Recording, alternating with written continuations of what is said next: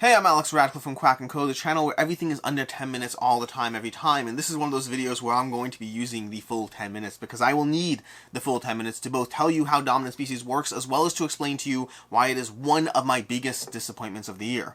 One of my biggest disappointments, if not the biggest, because I was looking forward to this game for a very, very long time, and it does not work for me. Now, to be very clear, one play. That's all I have. I have a single play under my belt, which means for all the people who love Dominant Species and you want to jump into the comments and be like, Alex, you played it once, you should play it 14 times. I hear you. I respect that. I don't even disagree with you, but I'm not going to dive into this again because I did not have a fun time, and for a 3.5 hour long experience, including rules teach, it's not something I'm going to do. I just don't feel the urge to dive into it at all in the slightest, the furthest thing from the urge. So let's go into it. I will do a general, as fast as possible, overview of the game. I will not be able to teach everything. Just wanted you to walk in case you don't know Dominant Species. I want you to walk in with enough of a general understanding of what's happening here.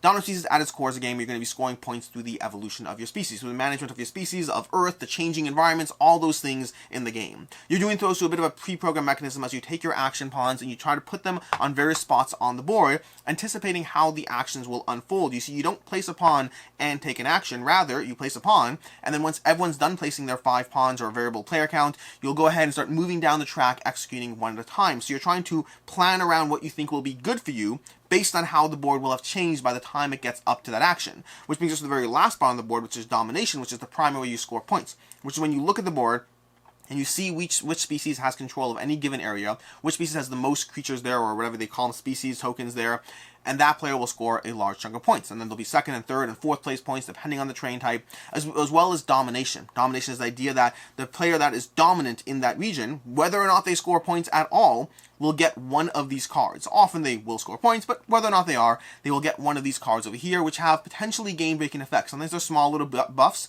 other times they're large bonuses that will really impact the game. And so you're trying to plan around this action mechanism while also trying to be mindful of adapting your species. You see, you're going to start the game with a species over here. Your species will have some small perk on this board in terms of the way that works out, as well as certain terrain types that they work well with as they start the game.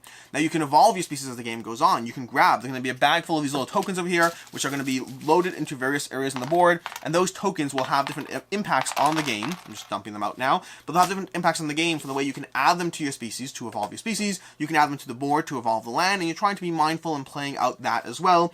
Rinse and repeat until the game ends, which is way, way too long. I think I covered that, and that is Dominant Species.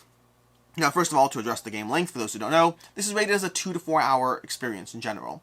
My one and only play was 3.5 hours with the rules, and maybe it could have been less, I don't know. I don't think it was particularly AP prone and last class prone. I think the players at the table were in general taking an appropriate amount of time given the variables at play. But let me tell you the reasons why this game didn't work for me, because I was excited for this game. You know those times where you sit down and teach someone a game, and it's clearly not something that they're interested in. They kind of tank game night because they're just not invested, not interested in it, and not having a good time from the very beginning. I was excited for Dominant Species for years. I was looking forward to this for years. By all accounts, this should have been a game that hit every aspect of what I like. The area control, the powers and abilities, the evolving, the development, the pre-programmed mechanisms. These are all things I like in games, so let me tell you why this didn't work for me. Now, to be very clear, this is ranked very highly on Board Game Geek. This is ranked very well by a lot of people.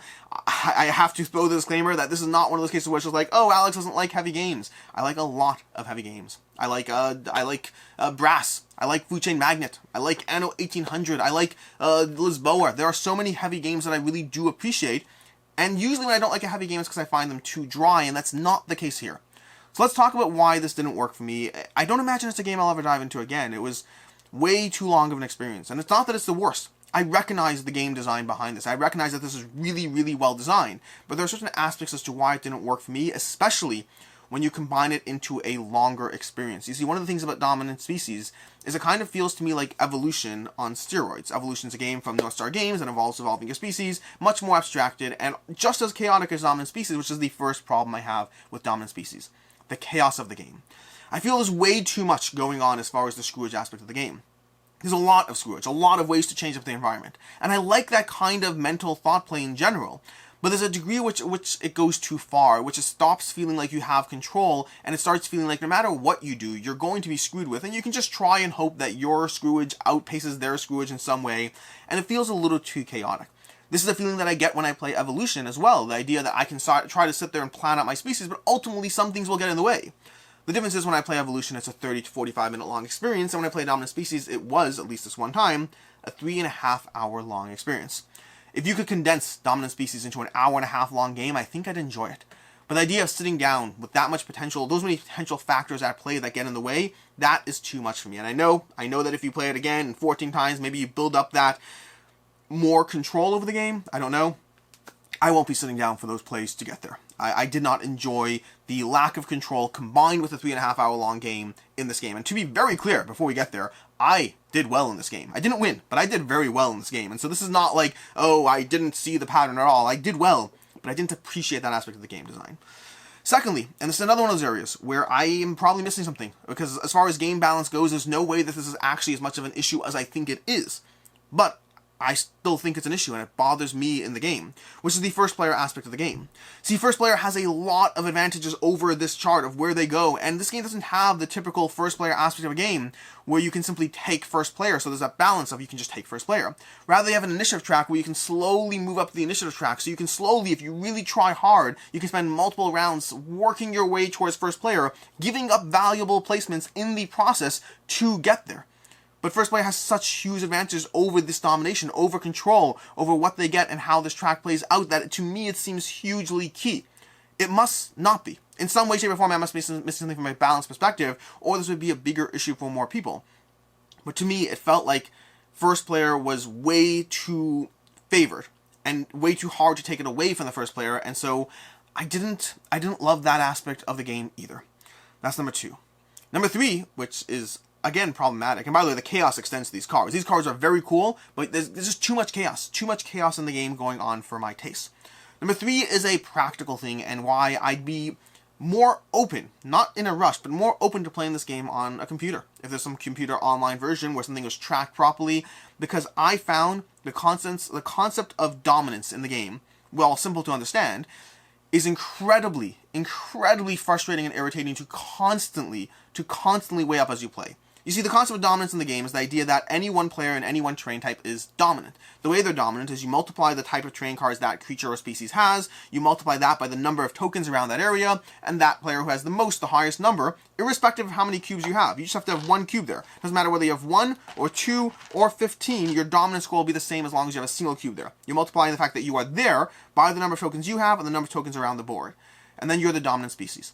Very, very easy to do, very frustrating and irritating to do, to constantly adjust those numbers as everything changes, as you add more tokens to your species, as you add more tokens to the board, as things get removed. You are constantly reevaluating those numbers, and multiple times in our games we thought something would work out for us, and then we're like, oh wait, you weren't dominant there, and you have to redo that turn, and it's frustrating and irritating, and it's just a practical aspect to the game, a practical limitation to the experience.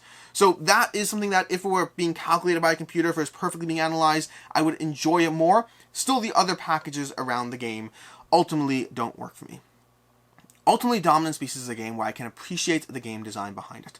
There are many aspects, like even when we sat down and got ready to play the game, I was excited to dive into it because of so many things in this game being the type of thing I like and appreciate and enjoy in games. But this amount of stuff going on, I mean, there was a point in the game where I sat up, I got up from the table to walk around, and I was able to walk around for like 4 or 5 minutes before being called back for my turn. I was just cleaning and tidying up around. But there's a large degree, and it's not even an AP prone game. It's not even a game where the analysis paralysis is sitting there hurting our table. I mean, it could be AP prone, but it wasn't. It's just the players were taking a reasonable amount of time doing the things that were necessary in the game to make it work. It's a game I wanted to love, but I have too many practical complaints as to why it's a game that did not work for me. And when you combine that, specifically when you combine that with a 3.5 hour playtime, I don't see myself ever diving back into this game again. This is one of those games where if I was rating it right now, I mean, I will wait, I'm not going to do an official review, this is our first impressions, this is a 2 out of 5 for me. This is a game I do not want to play again. But it doesn't sink lower than a 2. You see, once you sink lower than a 2, at least in my rating system, it starts to represent a flaw in the game. I think this is a brilliantly designed game, and I think it has specific issues that are concerns for me that in some way, shape, or form are clearly not concerns for others, and I'm happy that those others enjoy it. For me, it's one of the biggest disappointments of the year. I was looking forward to this one for a long time. Until next time, I'm Alex Radcliffe from Quack&Co. I hope you enjoyed this video. I'm sorry to all the people who love Dominant Species, and as always, have a good one.